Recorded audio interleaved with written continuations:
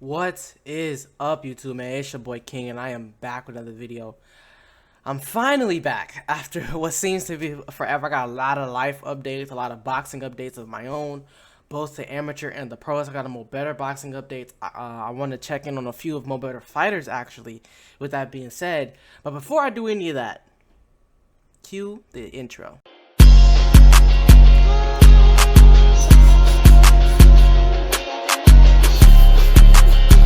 What is up, YouTube, man? Now, let's get to these boxing news, life updates, and so much more. First off, I want to say thank you because in 1 year, I grew my account from 78 subscribers to 250 subscribers. Of course, I couldn't have done it without you guys, so I want to say a big thank you to that. Also, I want to say thank you to those who have been supporting me, all of my YouTube shorts, because I've been posting a lot of YouTube shorts that's been getting crazy views lately. Like, I went from averaging 200 views to like 1.5k views, so I want to say thank you to that. I know it's not as big as some of these other guys like Southpaw TV and Showbiz the Adult, but I am on the rise nonetheless. Now, to answer the question where I have been, listen, after my fight in 2025 at the Skeletti's boxing event, which was my first fight, by the way, which sadly didn't go my way. I learned a lot, though, and I thought I won, but, you know, it is what it is. You know how these amateur refs get and these judges get. After that, I was supposed to fight 3 more times. I was supposed to actually fight with my homie Taz, but unfortunately, I went through a really bad ankle sprain that kind of put me down for like a good month. I couldn't even go to work, nothing like that. Then on top of that, I was in a car crash, unfortunately, with myself and Coach Lowe and then Coach Lowe's son, Corday. But we are all fine and healthy, so thank you to those who prayed for me and supported me through that. But this year, though, in the beginning of this year, I did fight in the 2026 Golden Gloves. Unfortunately, that didn't go my way either. I learned 2 things from that fight, though. Let me tell you, I learned 2 things from that fight. I learned, 1, these guys do not have the skill level that I have currently. And number 2, I need to go harder in my training, so that's what I'm going to be doing. I'm going to be having a lot of content for y'all, a lot of training videos, a lot of day-in-the-life videos, and I can't wait for y'all to see that. Also, I'm going to be having a lot of interviews from hopefully some amateur boxers and some pro boxers, maybe even some coaches. I can't wait for that to come out.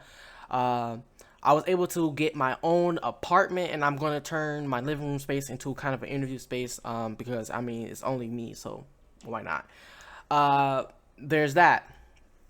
Now, I also want to come to y'all with a major update, a Mo Better update at that, a major news alert. Mo Better will be hosting a boxing show August 8th, the Diamond in the Rough. Last year, it was a hit. We had a packed out crowd. The food was amazing. We had way more judges and refs than normal there, probably due to the cooking.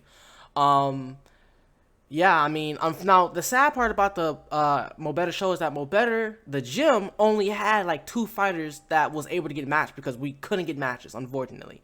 You have a lot of coaches nowadays who ask 1,000 questions before matching fighters because they don't want their fighters to look bad, which is the amateurs. The amateurs doesn't really matter after you turn pro, so I don't see why people are so scared to fight tough opponents. But it is what it is. But this year, though, unfortunately, I do not have all the information for the Mo Better boxing show. But one thing I do know, like I said, it's going to be August 8th, 2026. We're looking at different locations. And as soon as I get more information on the Mo Better show, I'm going to be posting that on my YouTube, on my Instagram, and on my TikTok, which, by the way, all of that will be in the description down below, so you guys can go follow me. I'm also going to be doing a lot of political commentary, so if you're into politics, into religious content, I'm also going to be posting my YouTube link for that also down below in the comments. As far as my better show go, you might be able to see guys like me, guys like my homie Taz, who, by the way, Taz was able to get a stoppage victory and the belt at the Charlo's boxing tournament, which kudos to him, amazing for him. That was a major breakthrough from him.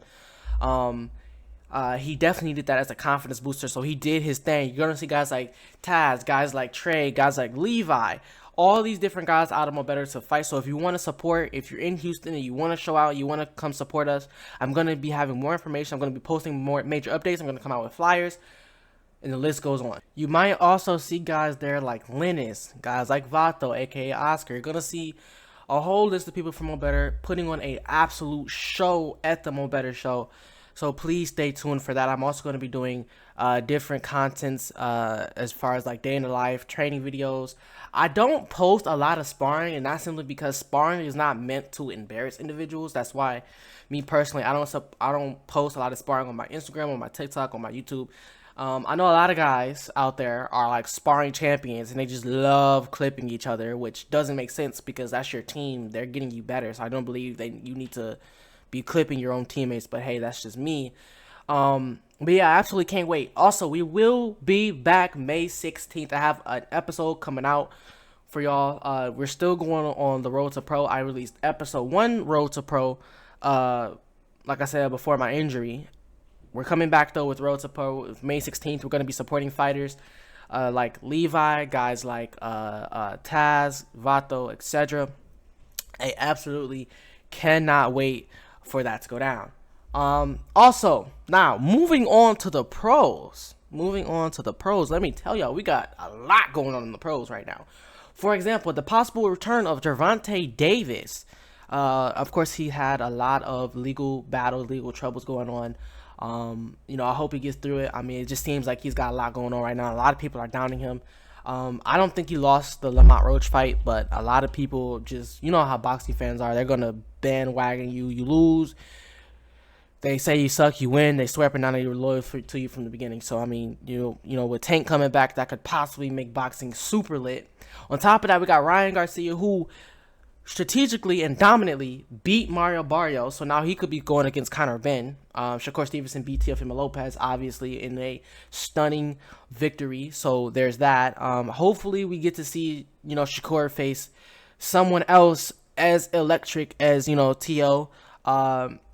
He did say he was trying to go to 147. I'd love to see him versus Devin. Shakur Stevenson versus Devin Haney. And I think that's going to be a much more tricky matchup than what people think. I think. That's just me. We also got possible matchups such as Keyshawn Davis versus Abdullah Mason.